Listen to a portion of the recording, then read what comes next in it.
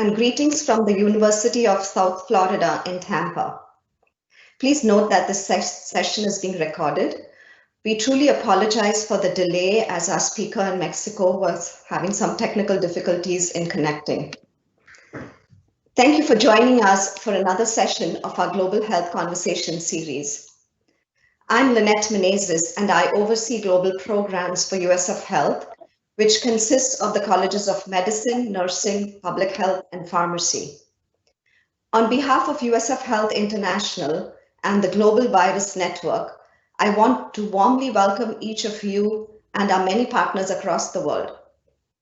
As you know, many countries in the Northern Hemisphere are reeling under the predicted second wave that has far exceeded what most countries anticipated, leaving them scrambling to contain this exponential increase.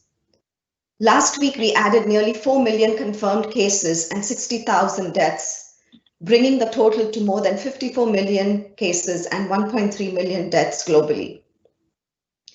Not surprisingly, in most countries, people at the bottom rung of the social ladder are disproportionately affected, becoming severely ill and dying, isolated from their families and unable to say their final goodbyes.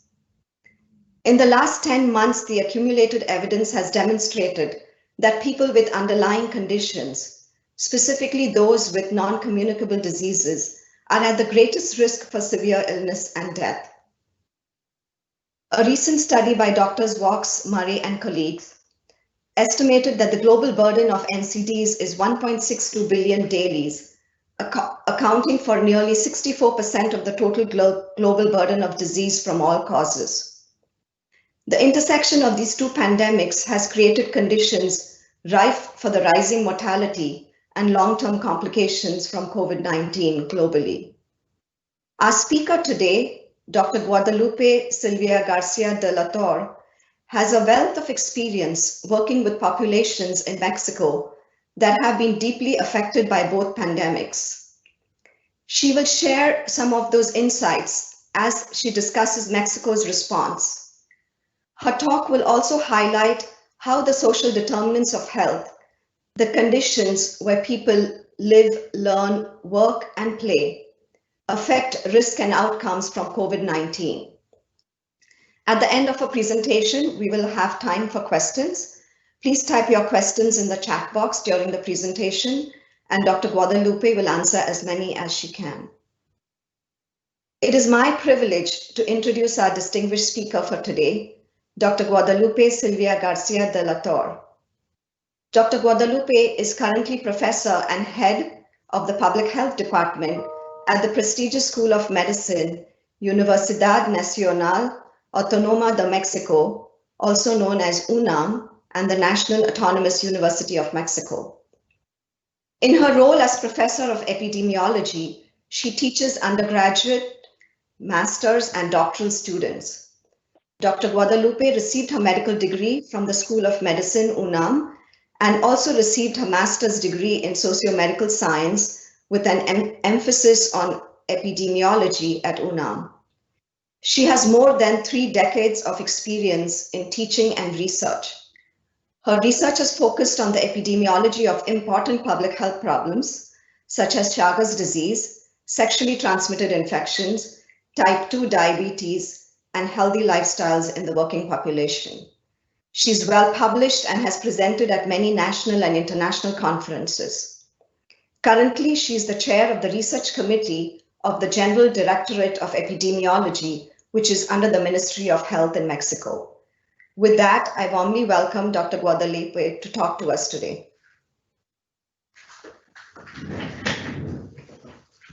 Yeah. Hi, good morning, everyone. Thank you for the presentation. And I'm sorry because of the delay. We have some technical problems, but here I am. And I would like to thank USF Health International and the Global Virus Network for this invitation to participate in this series of global health conversations. For me, it is really a pleasure to be here with you. First of all, I want to offer an apology in advance because my English is not so good.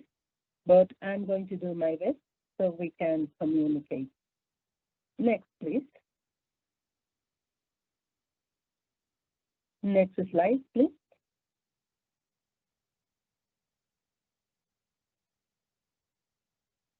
Are you looking to the presentation? I'm looking at the first one.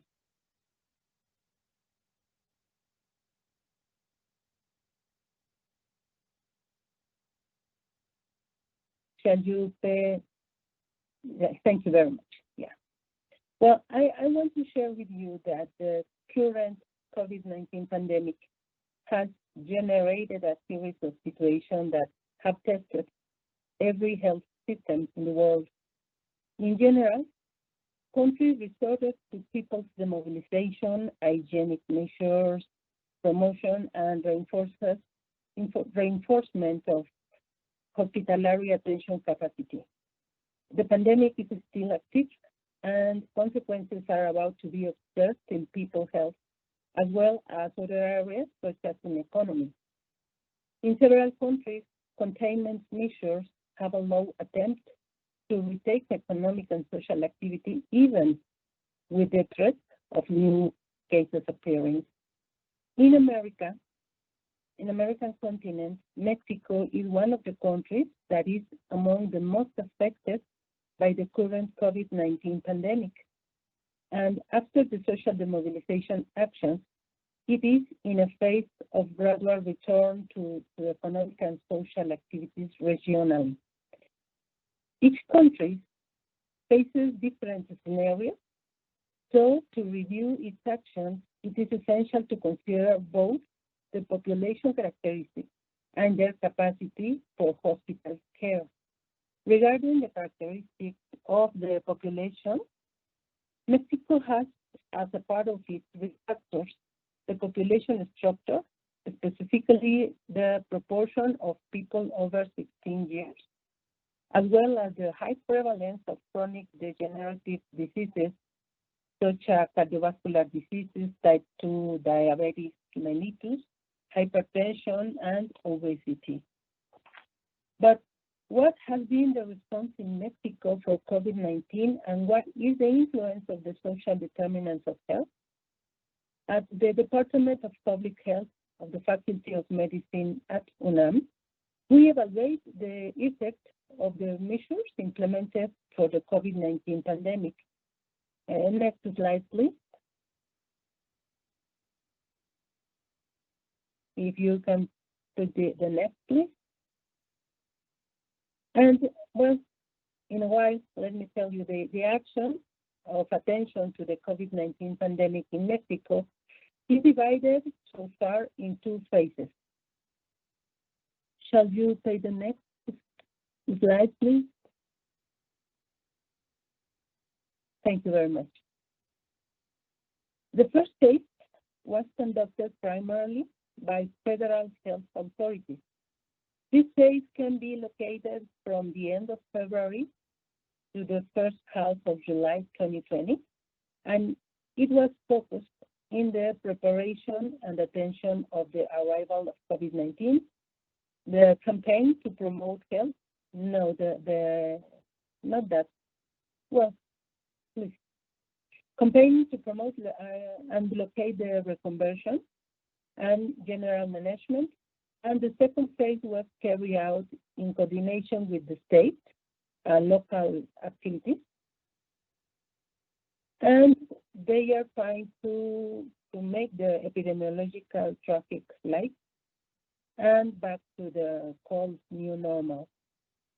The strategies of health promotion here, as you can see, is a first strategy that was focused on health promotion with the reinforcement of control of hygiene measures, such as hand washing, go to the medic consult, just in case of feeling very bad. That's what they say at the beginning. Sneezing on the inner part of the elbow, on the nose, breathe health news. And then we came from the suspension from school activities. Keep a healthy distance.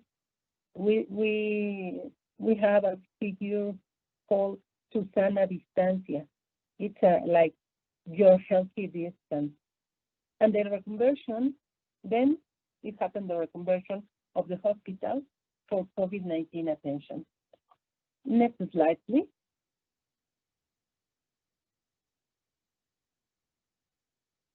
If you can pay the next, please.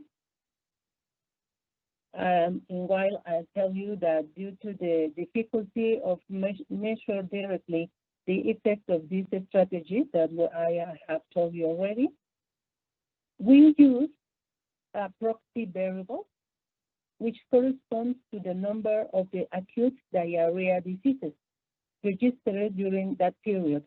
This is due to the fact that hygiene measures such as hand washing, cleaning and disinfection of the environment, as well as the disinfection of commonly used utensils, among others, for COVID-19 broadly coincide with the prevention measures of this type of disease.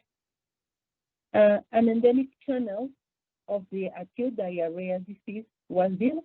We built one with information from the year 2016 to 2019, and the observed cases correspond to those registered so far in 2020 for epidemiological week 1 to week 30. And as we can see here, it was effectively they decreased. So we think the promotion measures was being successful. Next slide, please. Then we wanted to evaluate the mobilization of the population and the measures of social isolation, both with the purpose of reducing the rate of growing of infections, flattening the curve. Yeah. If you can pay the next slide, please.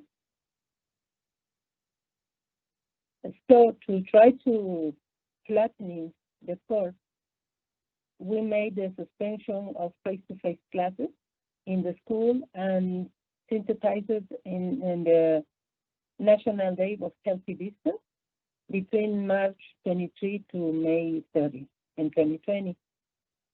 For the evaluation of this strategy, we developed a SEER model with information reported since March 20 by the Ministry of Health with open data. For the construction of the model parameters, which we call time zero to the period prior to the isolation of social demobilization measures, well, I wanted the previous one, but if you could see, you saw two curves, one in orange and one in blue. The orange one was the estimated cases if we wouldn't do anything, and the blue one was in the previous slide. I'm talking about the previous slide. The blue one is the one that the SEER model shows for us. As you can see in this slide, we have a number of projected cases, 2 million EBT, and the observed of cases, and then the expected death if we wouldn't do anything, and the observed death by the measures. So we can see in hygiene, distancing and social demobilization measures, it was possible to avoid 85% of the cases that we were estimated to have occurred if we haven't done anything, and 82% of the deaths that could have occurred. And without the intervention measures, 6.7 times more cases of COVID-19 and 5.4 times more deaths from this cause if we haven't done anything. So from our point of view, yes, we flattened the curve, and it was, even though there was a lot of cases, there was a lot of death, we wouldn't want to have any, but it could be worse. If you compare the next slide, please.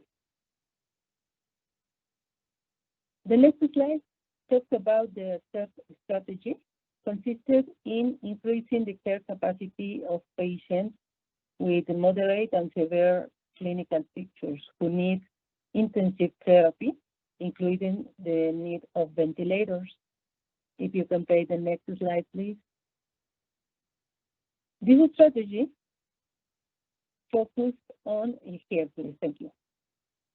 Focused on improving the capacity of hospitals to reconvert in order to increase the number of beds available as the hospitalization of patients with this type of needs increased.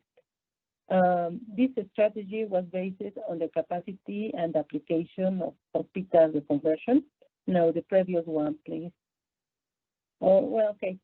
This strategy showed that we didn't take the 100%. Our health system was not was efficacious.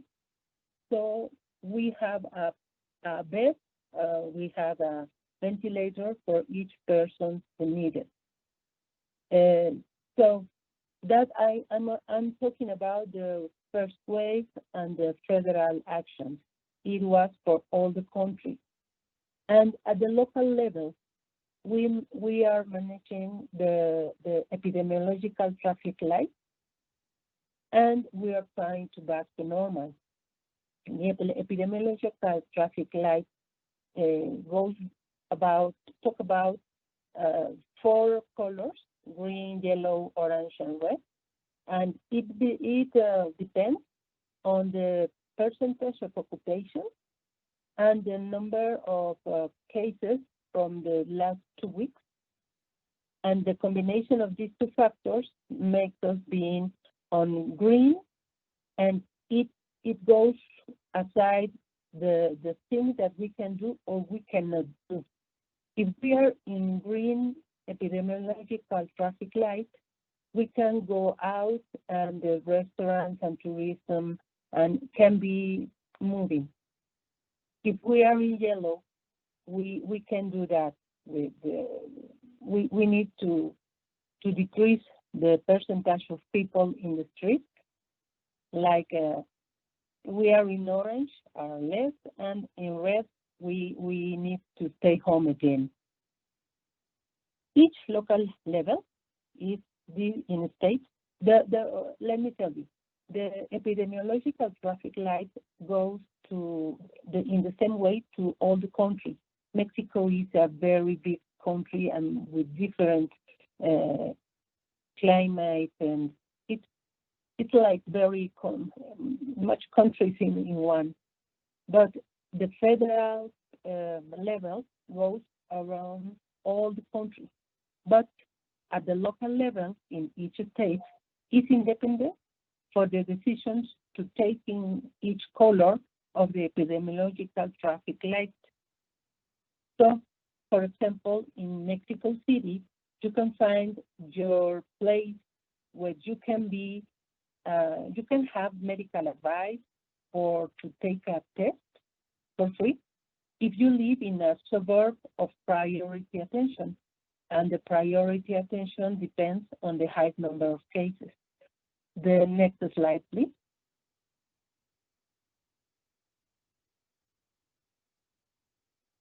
The next slide, please. Well, in the next slide, we can see we are looking and following the number of occupied beds with and without ventilators from July to August, and there was a downward trend.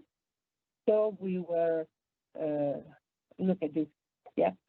We have the 10%, no, 10%, excuse me, I told you about my English.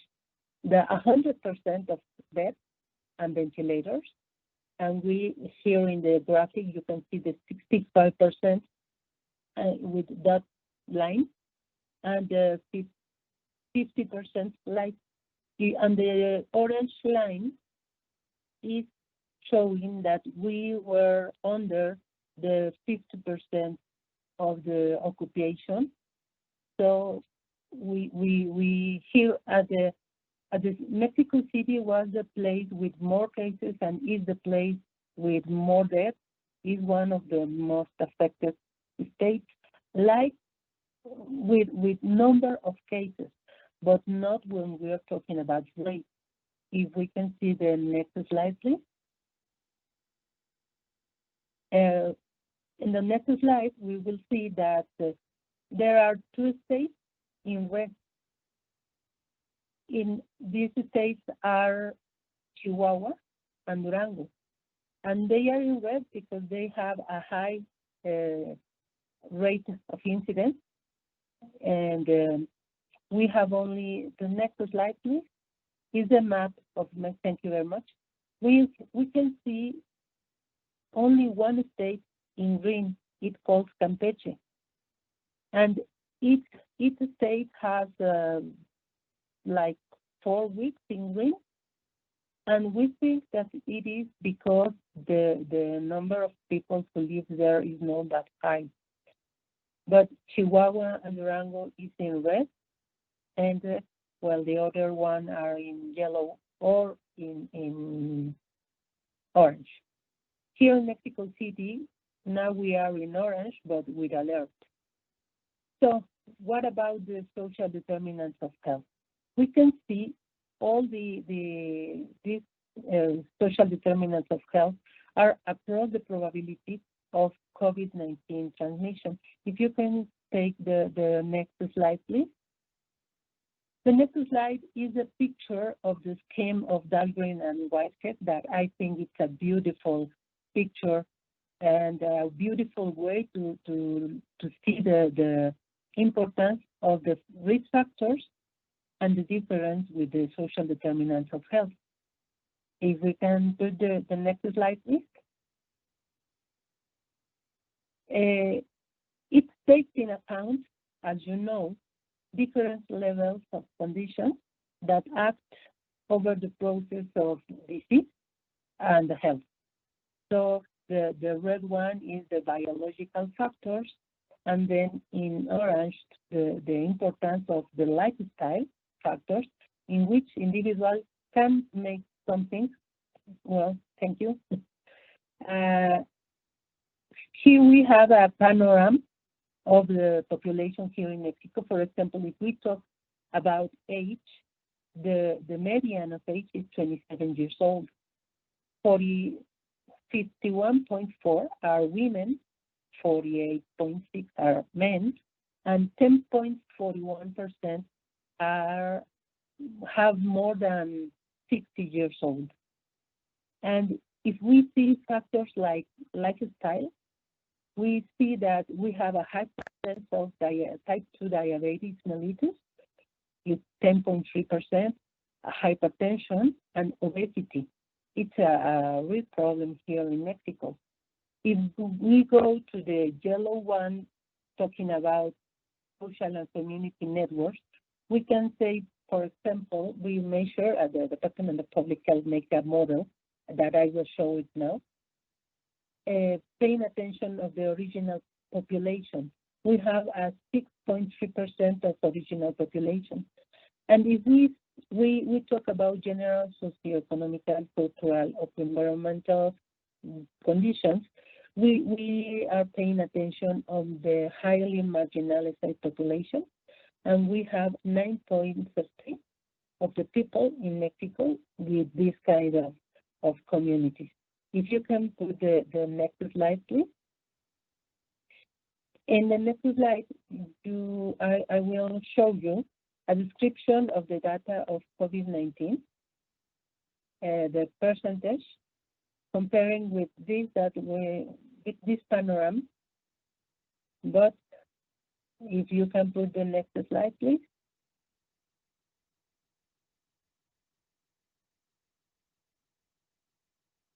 Thank you very much. look at this. This is a summary of the characteristics of our people that is getting sick till October 29. The median of age is 43 years. 48.7 are women, a little bit more men. Well, there was the percentage. We made an epidemiological bivariate analysis, and we look when we talk with the bivariated analysis, we see that men have 1.18 probability or risk to get infection comparing with women, and 1.78 the risk of death comparing with women. And this risk was statistically significant. The age, there was a difference statistically too. The pregnancy was a protective factor. And if we talk about obesity and diabetes and hypertension and cardiovascular diseases, we found that yes, there is an association. The strength of the association, measuring by the odds ratio, was the one that are in red. And then, but this is a bivariate analysis. When we make a multiple analysis by logistic regression, we saw the second column, 1.8, 1.07, was the strength of the association of these risk factors with COVID-19, and the confidence intervals of 95% and the p-value. So as you can see, all of them, these risk factors, are associated with the probability of being dead with COVID-19. If you can put the next slide, please.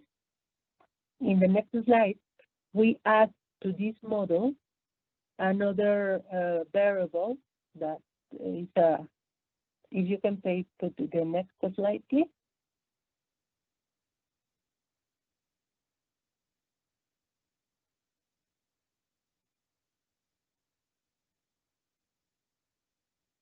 Can you put the next slide, please? Thank you very much. We add to the model the variable being from original population, and in our bivariate analysis, we have an odds of 1.5, and finally, we add to the model the margination,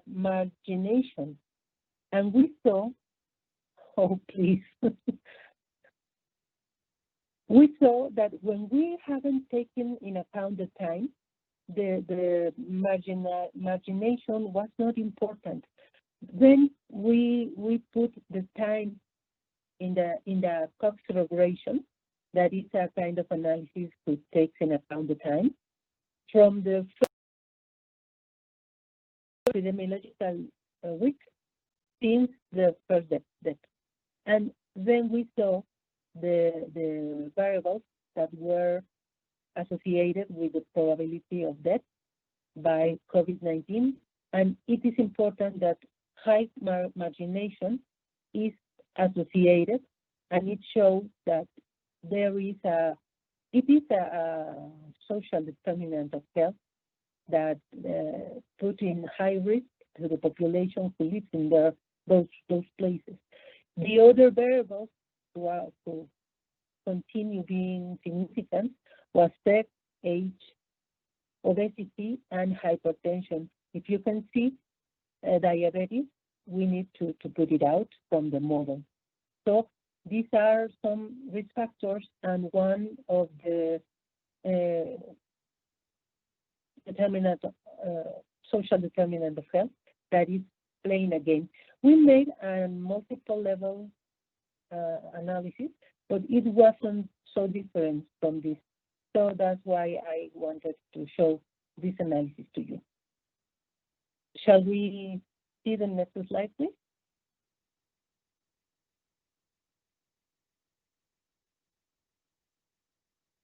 Shall you to the next slide, please.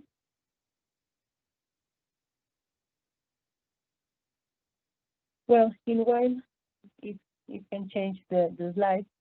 Let me tell you that this diagram of Dahlgren and Whitehead, I think it's so complete. Well, thank you very much. I'll be back in a moment to the diagram. So the things that we are talking about till now was about the first wave. We are now beginning a second wave, and we are looking at increase. If you can see in the graph in the inferior part of the screen, we are now getting up with the percentage of bed occupation and ventilator occupation. And some of the states are going to red epidemiological light. And may I see the next slide, please? May I see the next slide, please?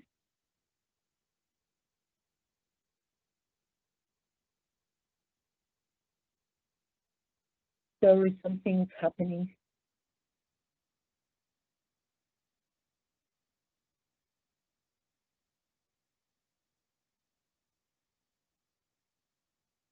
Thank you very much. In this second wave, the authorities are looking to avoid the combination of these two diseases whose way of transmission is so near one of each other, COVID-19 and influenza. So we don't have a vaccine for COVID-19, but we have for influenza. So our authorities are making a very big promotion for inviting people to get their vaccination. Here is Hugo Lopez-Gatell, Dr. Hugo Lopez-Gatell, who is now very famous. He is being an example that we need to get vaccination. So we can't have influenza, but maybe we can have COVID, but please, we don't want both together at the time. So if we can see the next slide, please. The factors that can be related with the population and the probability of disease of COVID-19 in the second wave, we will see what are the characteristics of the people who is going to get sick in this second wave. Thank you very much. As you can see, surely, in different places, the number of new cases are worse than in the previous one. So we are expecting maybe here in Mexico it's going to be alike. So we are preparing, we have an enforcement of the recommendations, but there is a fact. May I see the next slide, please? There is a fact. We need to know how to live with the virus, because the virus isn't going to disappear.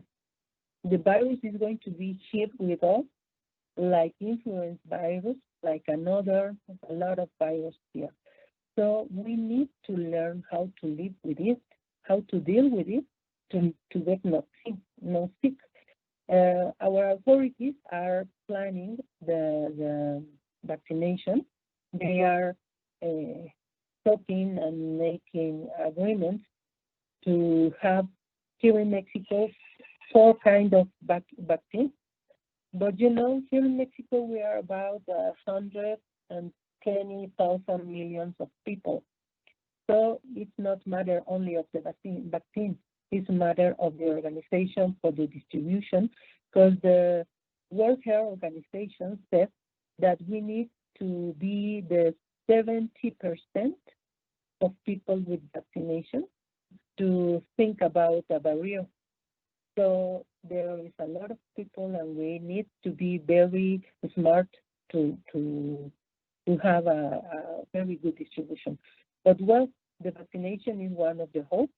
But if may I see the next one, please? Even when there is there are voices who say, no, the vaccination is not going to be very, very fast. Marcelo Ebrard,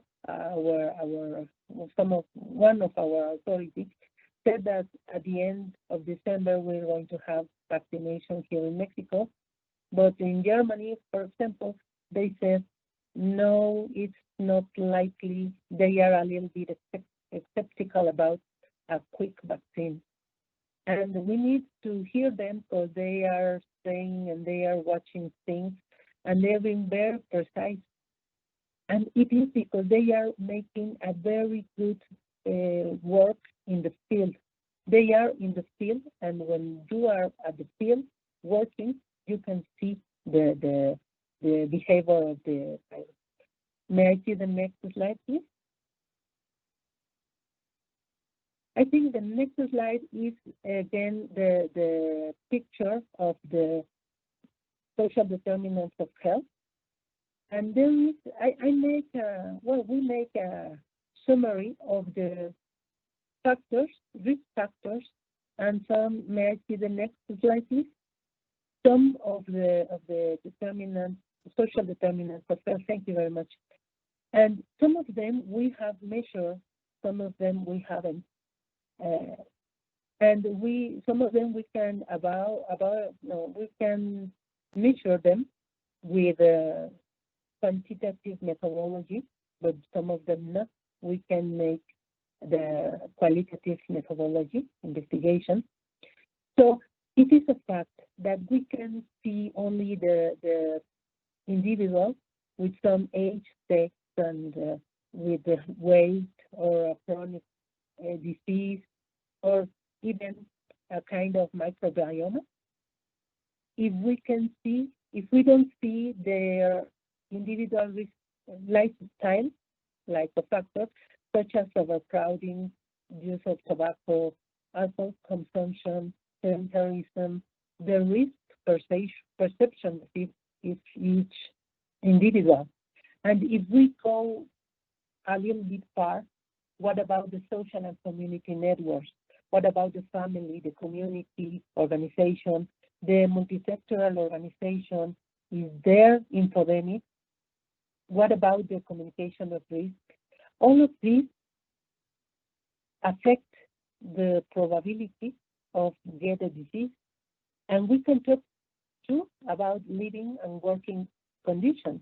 If we talk about living conditions, we need to see the socioeconomic level, education, access to health services, access to basic services such as electricity, water, clean water, and even internet, migration, transportation, housing. And if we see the working condition, we can see that it's important if the people is working with a contract or not, if they are having long working hours, if they are low productivity. This is some of social determinants of health that influence the probability that a person gets sick or not. Even far from our control is the general socioeconomic and cultural and environmental conditions, such as culture, ethnicity. Here in Mexico, we can talk about races, but yes, about ethnicity. If they talk about dialect, how is the commerce, the economy, is there tourism? Some of these social determinants are important, and all of them have something to see with the probability of the people to be sick or even death from COVID-19. So this is that I wanted to show, that I wanted to talk with you, and I'll thank you very much for your attention. Thank you.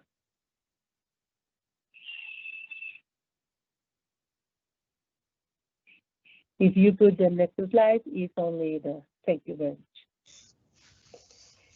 Thank you, Dr. Guadalupe, for that excellent presentation. I think we learned so much about how Mexico's response has been, and Many of it was very much like what we did in the US, but at the same time, there were some differences. And I thought that we could go ahead and talk a little bit about some of the questions that people have asked right now. And if you could help us answer some of those questions. So you were talking about the response of Mexico in the initial stages and were describing some of the issues in terms of ventilators. Did you have sufficient ventilators for if there was really a big surge in terms of the hospitalizations? Would you have been able to control or help people with enough ventilators if the need arose? If we have, yes, now in this moment, the incidence is going up again. But in this moment, we still have beds with and without ventilation available for the people who get sick. And there is a reconversion again, because when it goes down, if you can see the other diseases are there, they didn't disappear, but the people was not attending because the hospitals were attending primary the COVID-19. It was the biggest problem. So when the incidents begin to decrease, they convert again very slowly to give treatment for the other diseases. In this right moment, they are reconverting again because we are having an increase of the case. But now in this moment, yes, we are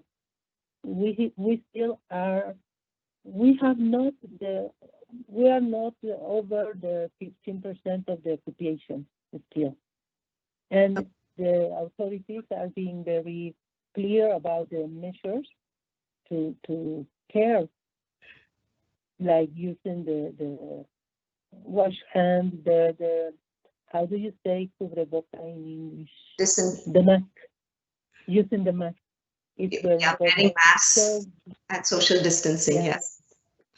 So you showed that beautifully of how the initial stages of wearing in your initial response with people wearing social masks, wearing masks and practicing social distancing, you were able to flatten the curve, and you would have had a far higher peak in the number of cases. And I think that is something that many of us could learn from, because we have found that challenging as well in the US. As you see, we are having this whole new or predicted second wave that where people are not sufficiently masking and as well as distancing. Are you seeing that in Mexico now with the second wave, this whole phenomenon where people are not taking it as seriously as they should? Yes, we are. The people is a little bit tired to the isolation. They are beginning to make parties. The young people, and they are not following the advices. And maybe the problem will not be with them, but they have grandmother, grandfather, or maybe their parents have diabetes or hypertension, or they are from a margination community, and the risk is high. We saw it. The risk is high there. And at the beginning we thought when the community is far away, it's a protect factor, because it's difficult that the virus get with them. But this factor that was protecting at the beginning now is a very high risk factor, because the same reason, they are very isolated, and it is difficult if they got sick to go and find a where to receive attention. So the margination is a very high associated factor, not a factor, social determinant of health.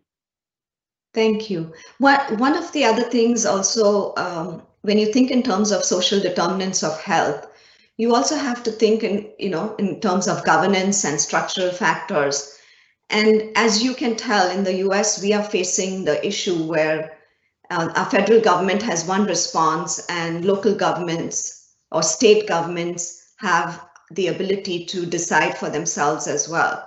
And those two sometimes don't really work well together. Have you seen that in Mexico, where the federal government's response has been different from the local response? Well, I'm not sure if I understand.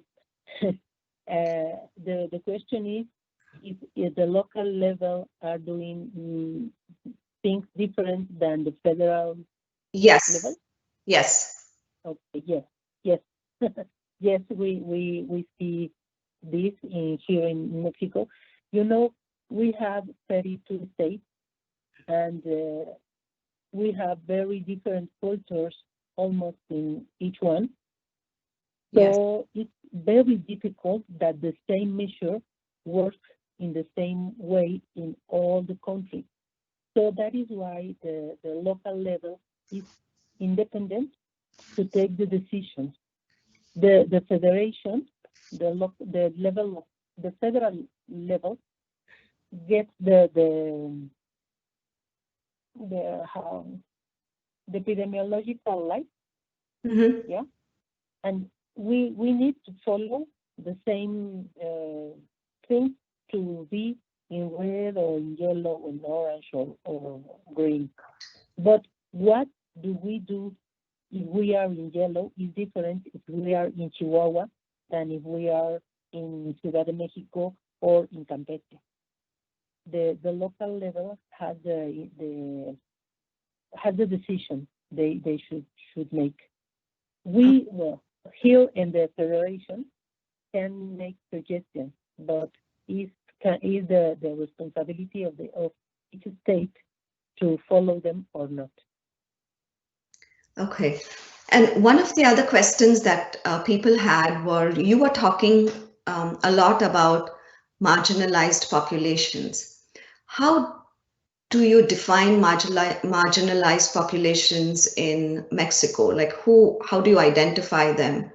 Who are these populations, and were there any social assistance programs for them at the time of your initial response and now?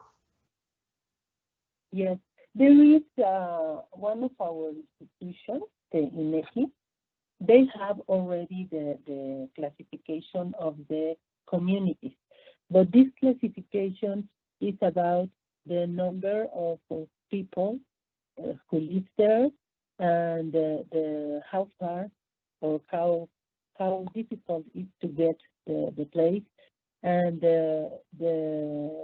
how is the development of this place, and the combination of these factors, then they classify like no margination, middle margination, high margination, and very high margination. We collapse and we use very high and high together versus the other one. Okay. And the data that you presented, was it from all of Mexico or was it only from the cities? No, all of Mexico. All of Mexico. Okay. Yeah, all of Mexico. One of the other questions that people had was also, what has, in your whole discussion today about social determinants of health, what has Mexico or the government's response been in terms of trying to reduce the prevalence of obesity and cardiovascular risk factors, as you showed that they were, associated with risk and outcomes for patients? Well, we have a little problem here, like in most countries. Our view of the disease is very biological, and we see the risk factors. It's difficult that the measures go across the social determinants of health. we don't have a lot of work with, or as much as we should, with interprofessional work. We don't have that. We are beginning, but we know there are some countries that are more advanced than us. But we are beginning to see, from the point of view of the determinants, social determinants of health, by the time that we do is treating them like risk factors. So if the people doesn't make physical activity, there is a campaign to activate each one, but doesn't take into account some social determinants of health that maybe are the reasons why the people is not making exercise or physical activity. So that's the point. The importance till now is for the view of risk factor, and the prevention is going to the risk factor, not that much for the social determinants of health. It is a focus that is beginning here in Mexico. Here in Mexico City, our authorities are giving importance to this, but we are beginning. Yes, we are really beginning. So are you also, so we have big challenges here in advertising for many of, food items that probably are adding to the risk for obesity as well, and the way our diets have changed tremendously over time, as well as factors such as there aren't enough playgrounds for children to play in, particularly in areas where, there are people from low socioeconomic status living. And so it has become challenging that to have interventions that could work. Do you see some of that as well in Mexico? And okay, please again, could you say the question very slowly? So you were talking about Mexico's response, and I was saying, do you all have challenges, and does the government try to control some of the advertising, or is there some response towards the advertising that is there in Mexico that can promote some of these risk factors, because, for example, smoking, as well as, food items? Yeah, we have, excuse me. Like sodas and drinks and unhealthy food items.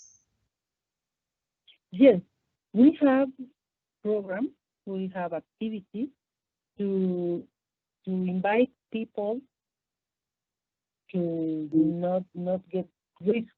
Don't smoke, don't the alcohol consumption. Here are there are campaigns for almost each of the risk factors. But that was I wanted to say, that the focus is on the risk factors. But what are beyond the risk factors? They are the social determinants of health. They are not touching. Yeah, the focus is not on them. The focus is in you should not smoke. You should make physical activity. You need to have a healthy diet. You need to be healthy. But like if these were only decision of each people, each individual. But we know that this decision, even when, yes, it is a decision of the individual, there are some things beyond that influence these type of decisions. Exactly. So it is what conditions we have created for people to be able to make those decisions, and we have not created those conditions for people to be able to. And I think that is something that we all forget when we talk in terms of lifestyle rather than in terms of structural factors that compel people to act in these ways. Exactly. Thank you for that. And if we don't, yeah. Yes, please. No, well, I was going to say that if we don't act with the social determinants of health, the causes of the causes, we are going to have the same results that we have now. I agree. So we had one last question from one of our attendees, and that was, there was a recent JAMA event that and was discussing lockdown and had different definitions of lockdown. In Mexico, how would you define lockdown? And would you suggest that it is a good strategy to control COVID-19, given that there are some serious costs to a lockdown, while there are benefits, of course, but it can also affect people's mental health, the education, economy? Yeah. Well, what a question. Lockdown here in Mexico is an invitation to stay home. It's an invitation to don't go to restaurants. It's an invitation to use the mask. They are invitations. We are not forcing anyone to keep these measures. I really think that we can be locked down for much time, but we as a person, like people, need to recognize our responsibility.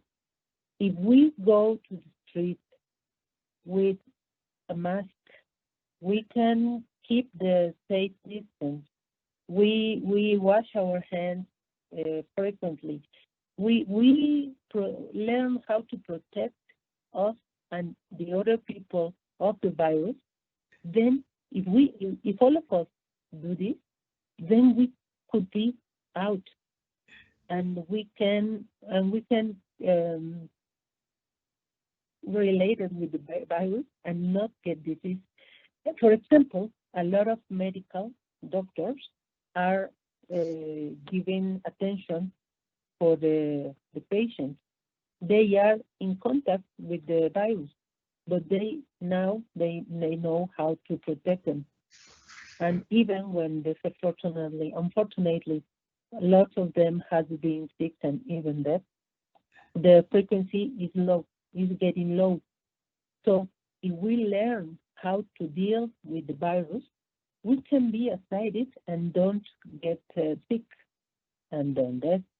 But this process of learning is being very difficult, because you can see, you suggest people, you invite people to not get in the crowd places, and they are. And if there is an offer of TV, all of them want that TV, and they don't care about the safe distance, they don't care about the mask. So we haven't learned. If we go to the street, if we go out without learning, we're going to get sick. So it is really important to learn how to deal with the virus, to make the unlocked in a safe way. Thank you so much. Opinion. Thank you so much, Dr. Guadalupe, for that excellent presentation and also for answering so many of our questions. I think you ended with a really great message for all of us that, we can avoid lockdowns if we all do the masking, we all do the social distancing, and we all disinfect. And we all work together. We are in this together, all countries, and we can improve our response definitely and try to flatten the second wave that is now on us. Thank you again. Thank you to all of our audience for being here today. And we're sorry we had some technical difficulties, but I hope you enjoyed this presentation and have a wonderful day.